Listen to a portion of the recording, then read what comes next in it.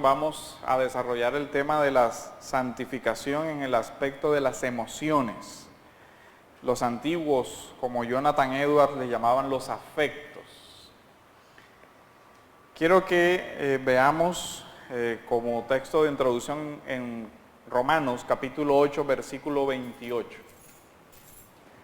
Vamos a hacer un breve recorderis de todo lo que se ha venido hablando para ir engranando el desarrollo de los temas.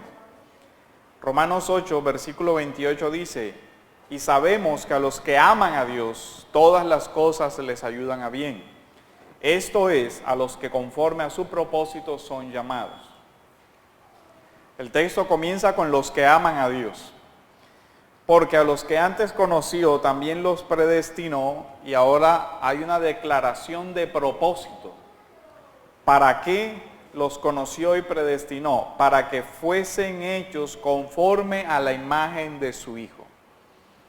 Para que fuesen hechos conforme a la imagen de su Hijo. Para que Él sea el primogénito entre muchos hermanos. Entonces podríamos definir la santificación como ser conformados a la imagen de Cristo, ser moldeados a la imagen de Cristo, eso en todas las dimensiones de la vida, lo que incluye la formación de la mente, el pensar como cristianos, el ver la realidad como cristianos. Ahora, ¿cuál es el obstáculo a esa situación de nuestra mente? Lo que vemos en Efesios 4:18,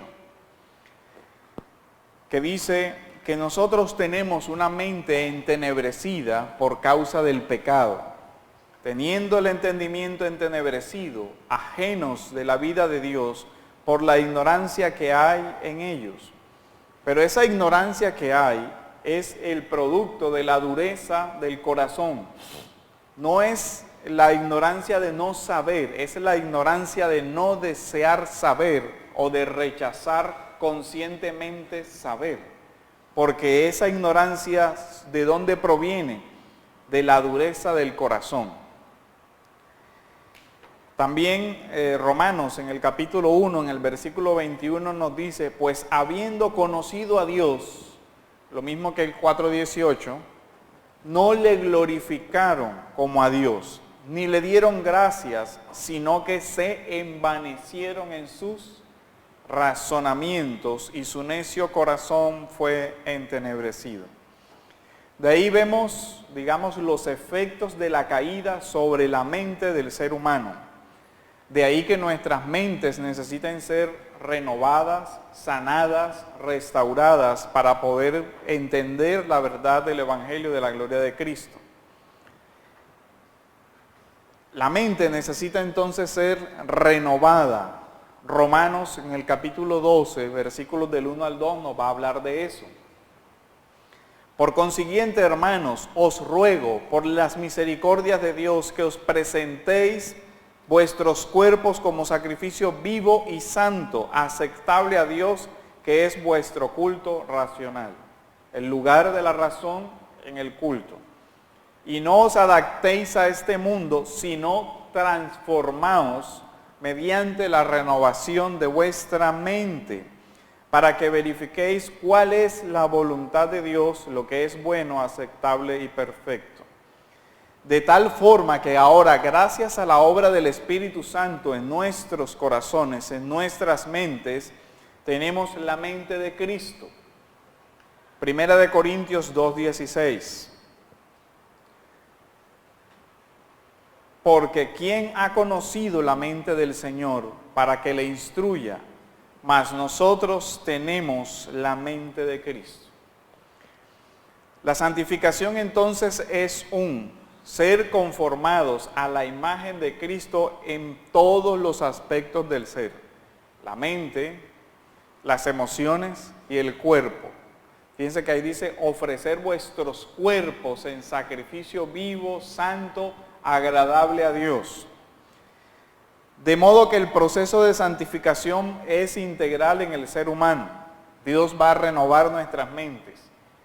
Y con la renovación de las mentes va también a darnos nuevos afectos o nuevas emociones, a santificar esas emociones. ¿Por qué hice la comparación con el tema de la mente o el repaso del tema de la mente? Porque la santificación de la mente tiene relación con nuestras emociones. La forma como nosotros percibimos el mundo, la forma como nosotros pensamos la realidad, afecta nuestra vida emocional. Y por supuesto, afecta nuestro cuerpo y no podemos presentar nuestro cuerpo en sacrificio vivo y santo cuando nuestra mente está desorientada y cuando nuestras emociones están desorientadas. Eso produce efecto real sobre las decisiones que a diario estamos tomando. Es claro que la mente influye grandemente en los sentimientos que nosotros tenemos. Por ejemplo, todos sabemos que el recordar eventos dolorosos de nuestra vida, aunque ya estén en el pasado, puede que vuelvan a hacer revivir esas emociones unidas a ese evento. Pero también nosotros vemos en la Biblia cómo las emociones afectan la relación de nuestra salud y nuestra corporalidad. Quiero que veamos el Salmo 32 en los versículos del 1 al 4. Y miren cómo comienza ese salmo. Cuán bienaventurado es aquel cuya transgresión es perdonada. Aquí vemos la relación entre la alegría, la felicidad y la relación con Dios. Cuán feliz, cuán bienaventurado es aquel cuyo pecado ha sido perdonado, cuyo pecado es cubierto. Y después dice, cuán bienaventurado, otra vez el paralelo, es el hombre a quien el Señor no culpa de iniquidad y en cuyo espíritu no hay engaño. Esta es la realidad de cómo la relación con Dios afecta nuestra vida emocional, la felicidad. Pero ahora el texto también hace la relación entre nuestra vida emocional, nuestra vida espiritual y nuestra vida corporal. Mientras callé, es decir, mientras no confesé mi pecado, mientras ese pecado no fue perdonado, dice, mi cuerpo se consumió en mi gemir.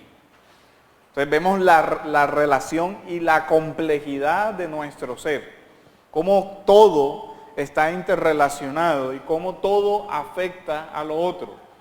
Si mi cuerpo está en malas condiciones, por ejemplo, por un problema de salud, lo más probable es que tienda a que mis emociones sufran cierta afectación. Y así, cada cosa va en el ser humano teniendo una relación con otra. Porque día y noche tu mano pesaba sobre mí, mi vitalidad se desvanecía con el calor del verano. Así que en este texto vemos esa compleja relación de las emociones, de la corporalidad, de la mente, digamos, oscurecida por el pecado. Pero ¿de dónde viene todo eso? ¿Cuál es la raíz? ¿Cuál es la causa de que hoy vivamos en esa complejidad? Lo primero que hay que decir es que las emociones, la capacidad de percibir, de agradar, de percibir lo estético y el efecto que eso causa sobre nosotros, hace parte del diseño original de Dios. El hombre, desde la creación, fue dotado de Dios por los sentidos que le ayudaban a percibir lo que es agradable y lo que no lo es. Por ejemplo, en el Génesis, en el capítulo 2, versículo 9, dice, Jehová Dios hizo nacer de la tierra todo árbol delicioso a la vista. ¿Sí ve? Delicioso a la vista. ¿Qué significa eso?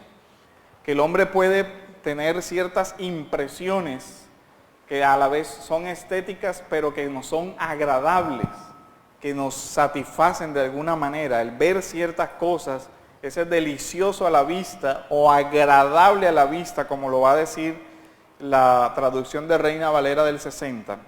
Ese texto en Reina Valera se lee así: y el Señor Dios hizo brotar de la tierra todo árbol agradable a la vista.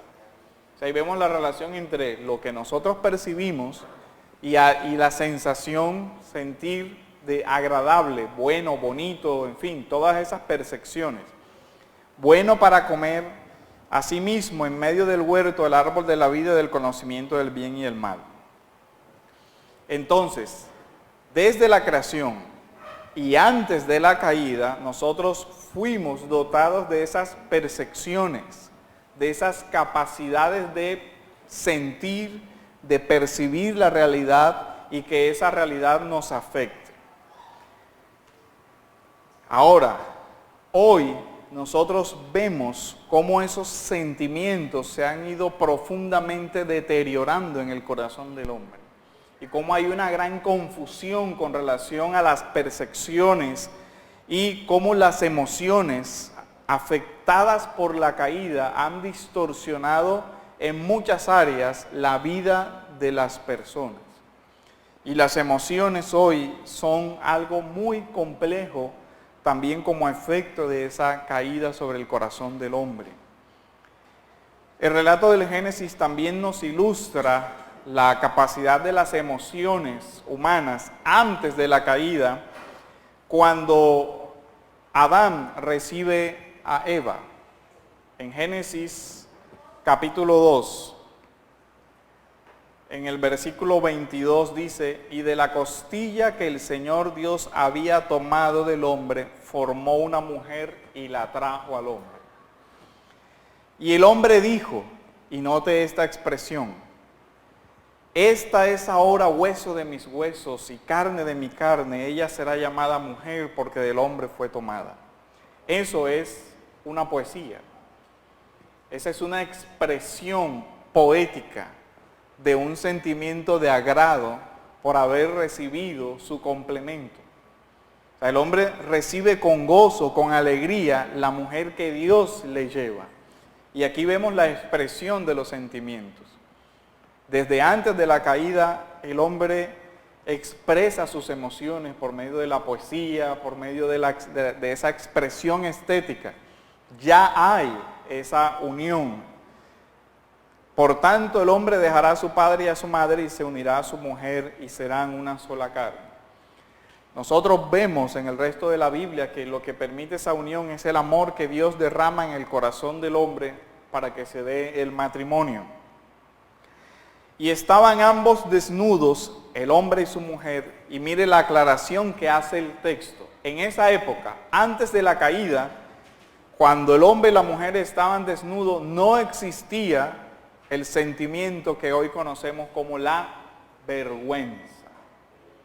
Dice, antes de la caída, en esta intimidad de la pareja no existía la vergüenza. Dice, y no se avergonzaban el uno frente al otro. Pero cuando nosotros después vamos a ver en la caída, vamos a ver cómo el hombre intenta cubrirse la desnudez. ¿Por qué? Porque ahora sí experimenta frente al otro la separación y en consecuencia la vergüenza. Así que vemos cómo el sentimiento de intimidad se ve flagelado por la vergüenza, un sentimiento que ya va surgiendo como consecuencia del pecado. En Génesis capítulo 3, versículo 7, ya nos relata después de la caída que se cubrían porque sentían vergüenza de ver el uno al otro desnudo. Y ese texto es más que la mera idea de ponerme algo para taparme, sino que muestra ya la destrucción de la intimidad, la destrucción de esa unidad perfecta de la pareja, la emoción de separación que ya sentían, la pérdida de la unidad que ya sentían, en fin, el daño que reflejan esas palabras es muy profundo. El desorden en las emociones es muy profundo y de ahí que nosotros vemos la complejidad de las emociones humanas en la compleja relación del matrimonio. Cómo ya esa unidad con la que Dios había creado varón y hembra para que se acompañaran, está fracturada. Vemos también que el propósito del Señor fue que el hombre no estuviera solo. Pero con la caída, decimos, se distorsionan todas las emociones. Las emociones distorsionadas las vemos desde el versículo 9 del capítulo 2 del libro del Génesis. Vemos que el Señor habla de árboles agradables a la vista. Y anote eso, agradable a la vista, la percepción sensorial. Esa expresión agradable a los ojos de Génesis 2:9 va a volver a aparecer en Génesis 3:5, donde se comienza a introducir la distorsión de los sentidos por la obra de Satanás. Pues Dios, este es el discurso del diablo, pues Dios sabe la distorsión del conocimiento, la distorsión del pensamiento, introduce ahí, Dios sabe que el día que de él comáis, refiriéndose al árbol, serán abiertos vuestros ojos. ¿Sí ven? Lo que antes era agradable a los ojos, ahora se presenta como no, tienen los ojos vendados. Realmente tienes que ver otra cosa más allá. Y seréis como Dios. Y pasa al tema de la mente, conociendo. ¿Sí ve? Distorsionando la mente, conociendo el bien y el mal. Cuando la mujer vio, ¿sí ve? Ahora, al principio lo veía como agradable, pero agradable junto a todo el resto de los árboles del huerto. Pero ahora ya vio ese árbol diferente. Ahora, la percepción, ¿por qué cambió? Porque se introdujo un pensamiento que distorsionaba la forma como antes ella lo veía. Entonces vemos la compleja relación entre la forma como pensamos y nuestros sentimientos. Ahora vio que el árbol que Dios le había dicho que no era bueno para comer, lo vio bueno para comer. Y que era agradable a los ojos, pero de una forma diferente a como era agradable antes. Ahora el árbol era deseable y se introduce el tema de los malos deseos. Ahora deseo algo que Dios me dijo que no debía desear. Ahora mis deseos se reorientan ya no hacia Dios y hacia su voluntad, la cual es agradable y perfecta, como dice el texto de Romanos, sino que ahora la voluntad de Dios ya no me es agradable porque veo otra cosa como más agradable que esa voluntad de Dios expresada en su palabra. Y entonces las emociones comienzan a descarrilarse. Y dice que vio el deseable para alcanzar sabiduría, otra vez el tema de la mente. Y decidió de acuerdo a la errada percepción de su mente y a la errada percepción de sus emociones. Y decidió comer del fruto del árbol. Y no fue egoísta, sino que también le dio a su marido, que estaba con ella, y él también comió, compartieron. Lo único era que eso no lo debían compartir. Entonces, otra vez viene el tema de fueron abiertos sus ojos. Ahora, lo que está describiendo ahí es cómo los sentidos afectan profundamente lo que nosotros sentimos.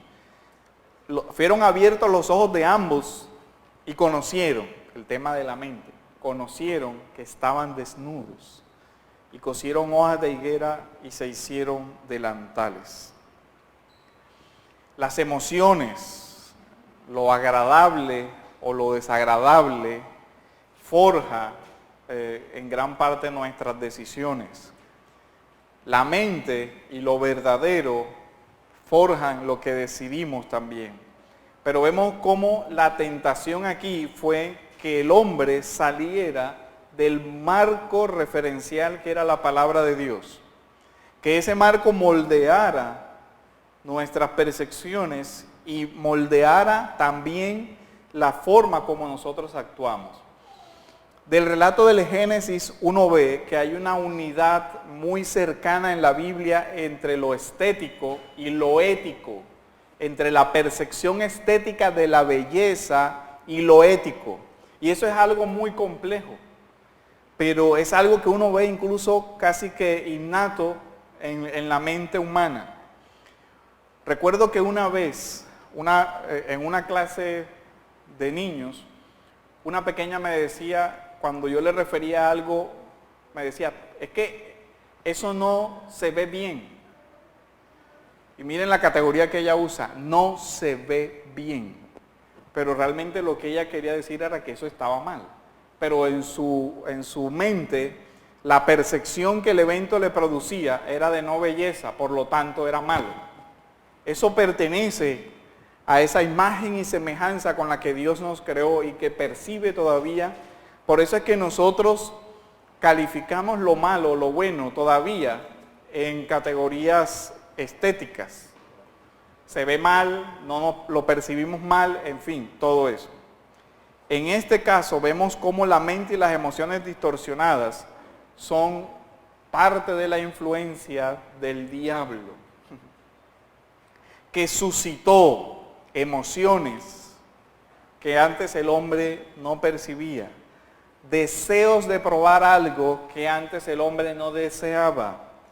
Inusitadamente, de pronto, vio algo como deseable cuando nunca más o nunca antes lo había percibido como deseable. Cualquier parecido con las propagandas de hoy en día no es mera coincidencia, es la misma estrategia satánica. Yo nunca había visto eso como una necesidad en mi vida y después de la propaganda ya lo necesito. Es la clara manipulación de las percepciones que te hacen desear algo de forma irracional, de tal manera que decides por el impulso, por la emoción, por la percepción, por el deseo, y lo último a lo que recurres es al criterio de racionalidad práctica de ¿realmente lo necesito? Pero bueno, todos decidimos por esas malvadas emociones.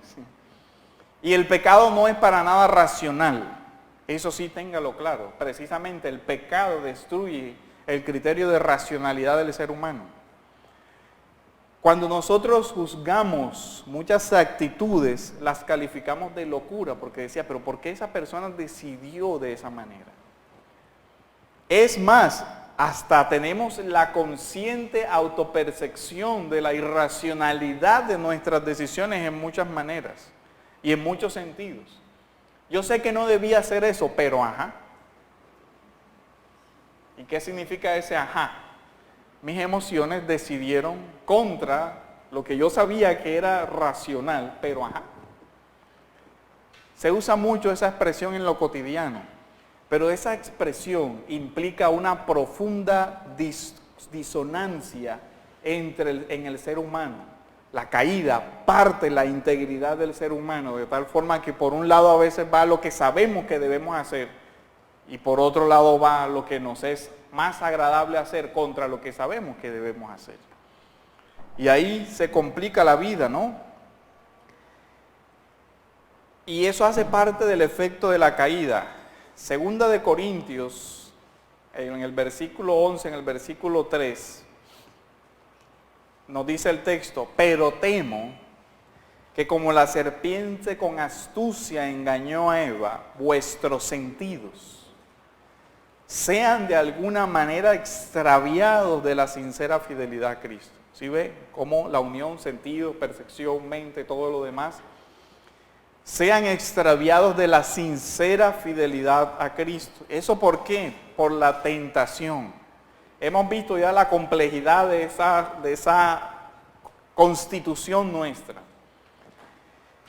La toma de decisiones debería basarse en la racionalidad, en la verdad, en la palabra de Dios, pero la distorsión que la caída produjo sobre la mente y sobre las emociones nos hace decidir cosas que realmente sabemos, incluso muchas veces que no están dentro de el orden de la creación de Dios, de la voluntad de Dios. Es más, ya no vemos la voluntad de Dios como lo mejor o como lo más agradable. Ejemplos prácticos de cómo nuestras emociones distorsionadas se convierten en el criterio último de decisión. Yo sé que esta muchacha no es creyente, pero yo la amo. Cualquier parecido con la realidad no es mera coincidencia, es una triste realidad de cómo nuestras emociones nos hacen tomar decisiones contra la voluntad de Dios, incluso contra nuestro propio bien último, porque después vamos a percibir o a recibir el fruto de esas decisiones irracionales. Y además de eso, para completar el tema, ella me ama, pastor. ¿Qué podemos hacer? Y ese es el criterio de decisión. Y hasta te dicen, y yo sé que la Biblia dice tal, pero de todos modos, como yo la amo y ella me ama, todo saldrá bien. Y bueno, yo sé que no es conveniente, pero voy a disfrutar el momento. ¿Sí? Miren esos criterios de decisión. Voy a disfrutar el aquí y el ahora, no importa el desastre que se me venga por los siguientes 50 años, estas emociones van a decidir por mí. Yo sé que debería hacer tal, pero si lo hago me sentiría mal, hermano. Y yo no me quiero sentir mal, luego entonces hago lo que sé que está mal. Yo sé que eso es lo correcto, pero es difícil. ¿Sí ven? O es doloroso tomar esa decisión. O una de las modernas que sustentan toda una ideología basada en los sentimientos y con una profunda base de irracionalidad. Yo sé que yo soy hombre, pero me siento mejor como mujer. Y en fin, la lista podría ser interminable. Pero lo que nosotros vemos es toda una cultura guiándose en sus decisiones más importantes por el engañoso corazón y dejándose llevar en decisiones trascendentales como matrimonio, como muchas otras cosas, por un fugaz y pasajero emoción, por el placer. Yo tuve la oportunidad de hablar con un muchacho que padecía de VIH. Y él decía que él con la que se encontrara, donde se encontrara, tenía la relación. Él decía, pero tú nunca pensaste que... Sí, pero es que el deseo mataba toda racionalidad de tomar una mínima precaución. Increíble. Eso es igual a jugar a la ruleta rusa con la vida. ¡Pum! Fallé. Algún día el disparo iba a salir. ¿No pensaste en eso? Sí, pero... Dice, terrible. O sea, es la realidad. Hay un cortocircuito en alguna parte compleja de nuestro ser, donde a veces incluso percibimos que vamos por un mal camino, pero como nos agrada, seguimos. Y aparecen miles de semáforos en el camino, y miramos hacia otro lado, ignoramos lo que nos dicen, no escuchamos consejos, y todo el mundo está equivocado, y el único que tiene la adecuada percepción de lo que está pasando soy yo. Nadie me entiende, todos me odian, todo el mundo se puso contra mí, pero yo siento que esto es lo que debo hacer. No es, o sea, cuando uno ve que realmente personas deciden con esos criterios y después los efectos que esos criterios generan en la vida, vemos cómo realmente algo está profundamente mal en nosotros y en la sociedad en la que vivimos, que está instando conscientemente a que eso sea el criterio de decisión de muchas cosas. Las emociones son algo muy complejo y muy engañosas, de tal forma que, para poner un ejemplo, la ira yo la puedo disfrazar como un sentido de justicia y de reivindicación, cuando realmente lo único que hay en mi corazón es odio y deseo de venganza. Santiago 1:20 dice, la ira del hombre no obra la justicia de Dios, pero ese hombre está pensando que con sus acciones está ejecutando la justicia de Dios. Y lo que Santiago le dice, no, lo que estás haciendo es tu propio deseo de venganza, tu propia ira te ha cegado. Pero la has racionalizado justificándotela como un deseo de justicia. Ya vemos lo complejo de la distorsión de nuestras emociones. Una de las emociones quizás más poderosa es el miedo. Una de las emociones más destructivas a la que se enfrenta el ser humano. La raíz de ella, Génesis 3:10. Y el Señor Dios llamó al hombre y le dijo, ¿dónde estás? Y él respondió, te oí en el huerto y tuve miedo. Temor, tuve pánico, tuve terror. Esa es la primera vez que en la Biblia aparece esta expresión, tuve miedo. Antes, en el Edén, en la comunión con Dios, en el jardín, esa emoción no existía. Pero dice, tuve miedo porque estaba desnudo y me escondí. La caída entonces destruyó la paz, destruyó esa unidad interna del hombre, destruyó también la relación del hombre con Dios y destruyó de paso la relación del hombre con sus semejantes. Comienza el señalamiento. Fue la mujer que tú me diste esto, lo otro, aquí y allá. Vemos cómo la caída destruye la vida relacional. ¿Por qué? Porque ya nuestras emociones no están en orden. Nuestro ser está dividido. ¿Se acuerdan Romanos capítulo 7? Me hallo haciendo el mal que no quiero. Me hallo deseando otra cosa más que la voluntad de Dios. Me hallo peleando contra mí mismo. Me encuentro viendo que estoy haciendo algo que yo sé que está mal y que después me va a producir remordimiento, culpa, dolor, todo lo demás, pero no me detengo. Esa es la cruel realidad de los efectos de la caída. Esa división interna que tiene el ser humano, ese remanente de pecado que le impulsa con deseos irracionales hacia el mal. Eso realmente es terrible. ¿Cuál es la esperanza? La renovación de nuestras mentes, la renovación de nuestras emociones, la santificación de las emociones, imitar a Cristo en su sentir. Filipenses 2, versículo 5 dice, haya pues en vosotros esta actitud. Esa palabra se puede traducir como sentir, y de hecho Reina Valera la traduce adecuadamente como sentir, pero también se puede traducir como esta manera de pensar, y es por la relación tan unida, la distorsión de la mente, la distorsión de las emociones, que dice, haya pues en vosotros este sentir que hubo también en Cristo Jesús. A pesar de los adversos efectos del pecado,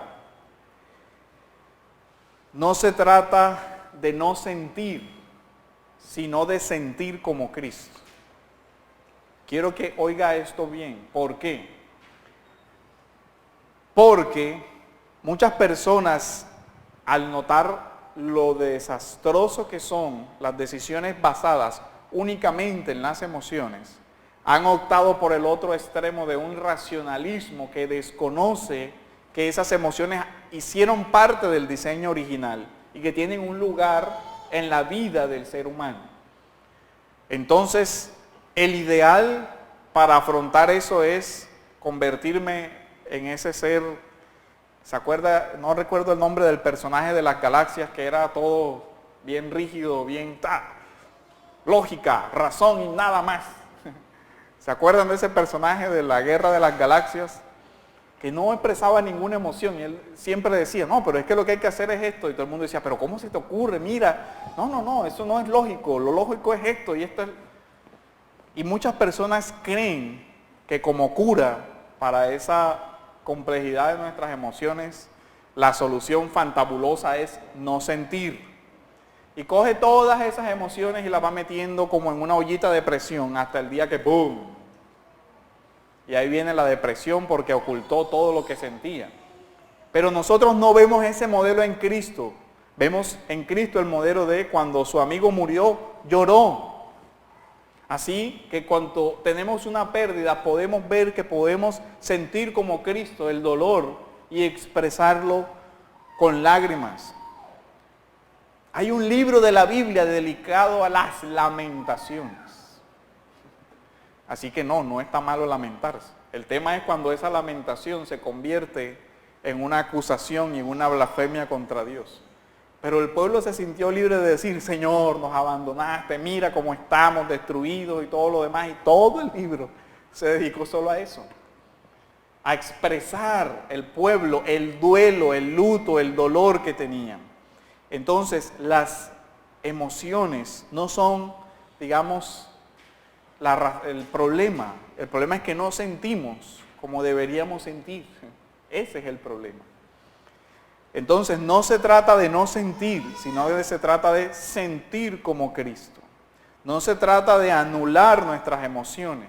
Se trata de ser consciente de que ellas son engañosas y que no son el criterio último de decisión.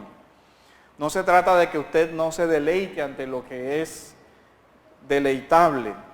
Lo que sucede es que debemos ahora ser conscientes de esa tonada discordante que hay en nuestros corazones, donde debemos poner en balanza esos sentimientos a la hora de decidir. Y si tenemos mucha dificultad en hacerlo, debemos incluso pedir consejo cuando nos enfrentamos a decisiones trascendentales, que ya nos damos cuenta que nuestras emociones nos están nublando. Esas emociones deben ser pasadas por el filtro del tiempo, deben ser decantadas, deben ser examinadas, deben ser sujetas a confrontación por otras personas que vean el tema diferente y sobre todo confrontarlas a la luz de la Escritura.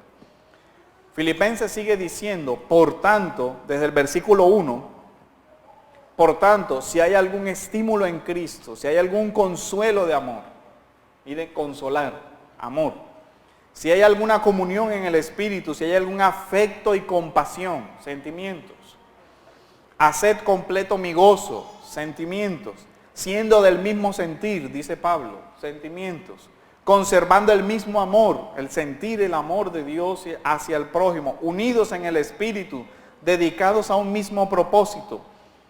Nada hagáis por egoísmo. Ahora viene la lista de los malos sentimientos. La lista de afecto, compasión, unidad es contrastada por egoísmo, vanagloria, y Pablo llama a la humildad, sino que con actitud humilde. Cada uno de vosotros considera al otro como más importante que a sí mismo, no buscando cada uno sus propios intereses, sino también los intereses de los demás. Haya pues en vosotros este sentir que hubo en Cristo Jesús. Si nota que el versículo dice, siendo del mismo sentir, Pablo refiriéndose a él, y después dice, siendo del mismo sentir que Cristo, porque lo que Pablo les estaba diciendo es, si nosotros nos ponemos en el horizonte de cómo sintió Cristo, entonces nuestras decisiones serán orientadas de otra manera. Ahora, ¿por qué Pablo escribe esto a los filipenses? Por todo el conflicto que había de Evodia y de Sintique, que no se ponían de acuerdo y que estaba afectando todo eso. Y Pablo, ¿qué es lo que está diciendo? Todo ese tema son emociones descarriladas, son orgullos envanecidos, son actitudes de poca humildad, son codicias, son de afanes de poder, son un corazón descarrilado. Imiten a Cristo sintiendo como Él sintió. Esa madurez de las emociones es necesaria para la madurez personal y también necesaria para la madurez eclesial. Pablo dice en 1 Corintios, en el capítulo 14, el versículo 20, hermanos, no seáis como niños en vuestra manera de pensar. Y yo diría, y también se puede leer, hermanos, no seáis como niños en nuestra manera de sentir, porque uno también ve esa discordancia. Ve personas que incluso intelectualmente tienen una gran capacidad, pero a la hora de decidir, deciden con unos criterios bastante infantiles. Y uno dice, ¿cómo es posible? Mira, esta persona debería tener una claridad de que su decisión está completamente desacertada, pero puede que conteste como la lista de los anteriores. Sí, yo sé, pero me siento mejor haciendo esto. Más bien, sed niños en la malicia, pero en la manera de pensar maduros. Quiero que veamos el texto de Colosenses, capítulo 3, versículos del 5 al 14, donde vemos una estructura similar. Y vemos cómo las pasiones, los deseos descarrilados y desordenados son la raíz de muchos pecados. Haced morir pues lo terrenal en vosotros: fornicación, impureza, pasiones desordenadas, emociones, sentimientos descarrilados, malos deseos, avaricia, que es idolatría, cosas por las cuales la ira de Dios viene sobre los hijos de desobediencia, en las cuales anduvisteis en otro tiempo cuando vivíais en ellas, pero ahora dejad vosotros todas estas cosas. Y mire la lista: ira, enojo, malicia, blasfemia, palabras deshonestas de nuestra boca. No mintáis unos a otros, habiendo despojado del viejo hombre con sus hechos, y revestidos del nuevo, conforme a la imagen del que lo creó, lo va renovando hasta el pleno conocimiento. Y volvemos al tema de conforme a la imagen de Cristo, que nos va renovando. En el versículo 12 dice: vestíos pues como escogidos de Dios, santos y amados, de entrañable misericordia, benignidad, humildad, mansedumbre, paciencia, soportándonos los unos a los otros, perdonándonos unos a otros si alguno tuviere queja contra otro. Y todo ese argumento para sentir como Cristo. De la manera que Cristo os perdonó, así también hacedlo vosotros. Es el mismo argumento de Filipenses. Haya en vosotros el mismo sentir que hubo en Cristo. El texto entonces nos lleva a hacer dos listas: la del hombre viejo, la del hombre nuevo. Así que la santificación implica despojarnos de esos sentires que pertenecen al hombre viejo, la ira, el enojo, la maledicencia y todo lo demás, para imitar a Cristo y ser conformados a su imagen, perdón, humildad, todo eso. Hermanos, examinemos nuestras vidas en el área de nuestras emociones y que Dios nos conceda arrepentirnos y ser cambiados en el hombre interior, dejando de lado todas esas emociones dañinas que corresponden al hombre viejo y buscando ser conformados al mismo sentir de Cristo Jesús. Esa debe ser nuestra oración y nuestra meditación. ¿Cómo estamos de tiempo? ¿Alguna pregunta? Miguel.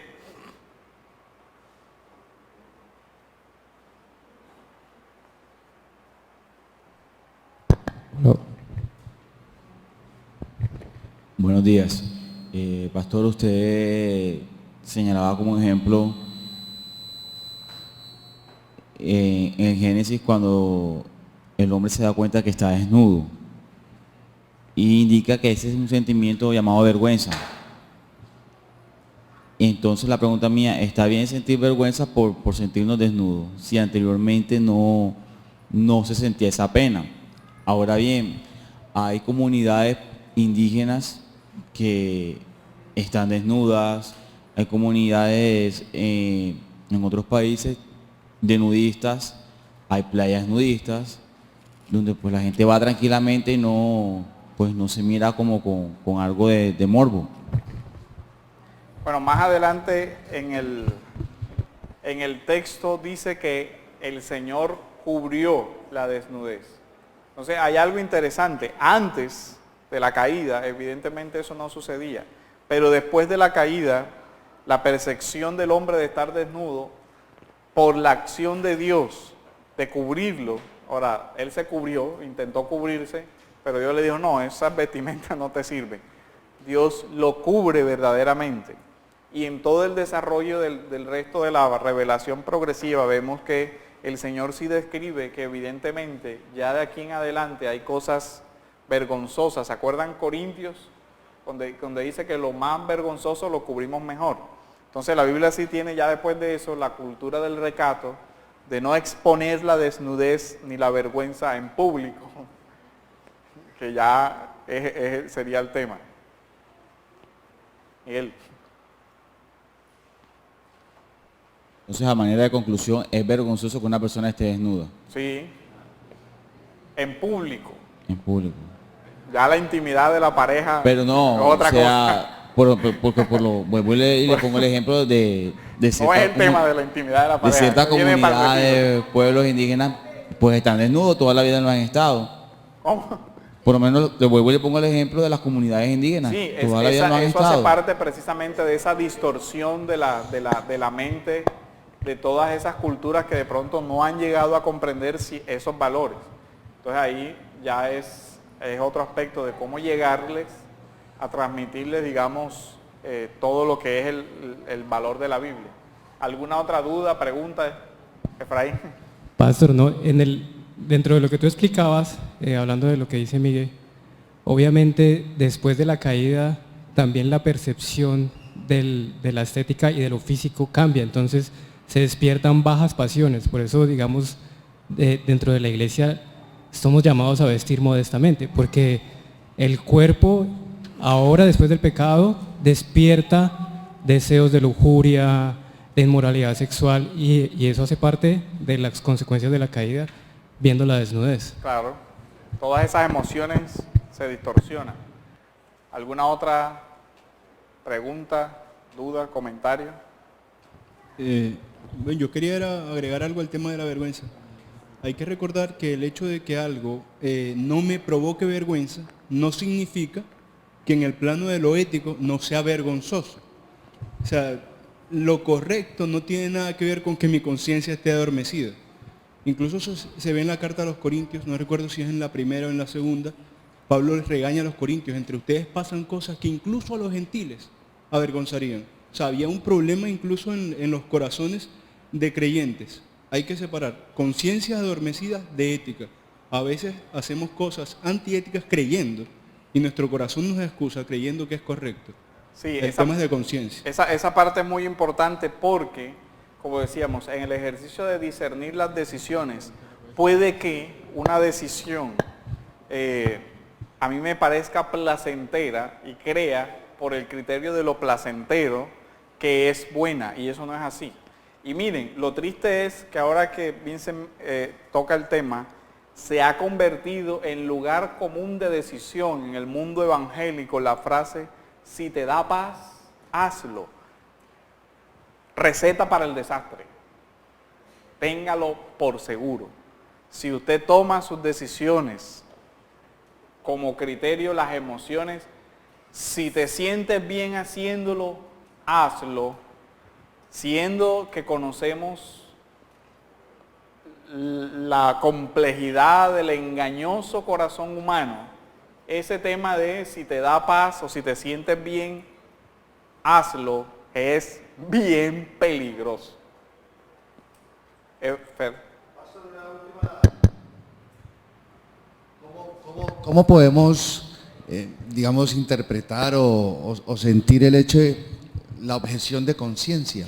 Esa manera de percibir que algo para lo que tú tienes en tu corazón no es adecuado, objetas, ¿sí? Eso le puede suceder a un juez, puede suceder a un notario, le puede suceder a un médico en el tema del aborto, ¿sí? Okay. Pero que hoy día eso es juzgado. Sí, lastimosamente. Discúlpeme, inclusive no en esos, no solamente en esos estados máximos de objeción de conciencia, sino también en un estado propio, individual de la persona, en donde yo no como cerdo porque es un animal que me hace daño sin realmente saber si hace daño o no. Pero si yo como cerdo habiéndome comprometido a no comerlo, estoy en contra de mi conciencia, estoy pecando. Bueno, hay Sí. varias cosas. Uno, se ha entendido el tema de la objeción de conciencia como un criterio enteramente subjetivo. Desde la Biblia, la conciencia, acuérdense, debe ser iluminada por la palabra. Ese es un primer punto, o sea, no es algo enteramente subjetivo. ¿Cuáles son los verdaderos problemas de conciencia? La Escritura tiene mandatos, prescripciones claras y además tiene principios que nos iluminan para tomar decisiones sobre otros aspectos. Puede darse el caso que al no tener, digamos, tener un principio general aplicable y otro principio general aplicable, se presente la confusión en qué decidir. Por ejemplo, una decisión que pertenece al fuero de la conciencia. Me voy a casar con X o con Y, serían como las opciones. ¿Cómo decido? La Escritura me dice, no puedes casarte con un incrédulo. Bueno, los dos son creyentes. Ya esa objeción no está. ¿Qué más me dice la Escritura? No me da criterio de raza, color, esto, lo otro. No. Ahí sí entra entonces mi libre conciencia a decidir, bueno, es creyente, es un hombre o mujer piadosa, así asado. Ese sería mi criterio, digamos, de conciencia. Pero no es un criterio enteramente subjetivo, porque el hombre no tiene la libertad de definir por sí mismo lo que es bueno o malo, sino que lo que es bueno o malo ya previamente fue, digamos, definido por la Biblia. Ahora, en ciertos eventos, lo que se hace es respetar la convicción interna de la persona que ella cree derivar de la Escritura. Decir, bueno, es que yo interpreto este pasaje así y para mí la norma es así y yo lo interioricé de esta manera y en fin, bueno, si eso no va contra el resto del consejo de Dios, vive de acuerdo a esa convicción interna. El tema es que esa conciencia no puede convertirse en norma para las otras conciencias. Pero es un tema interesantísimo que merece un desarrollo mucho mayor. Hay que tenerlo en cuenta para desarrollarlo. Bueno, hermanos, oremos.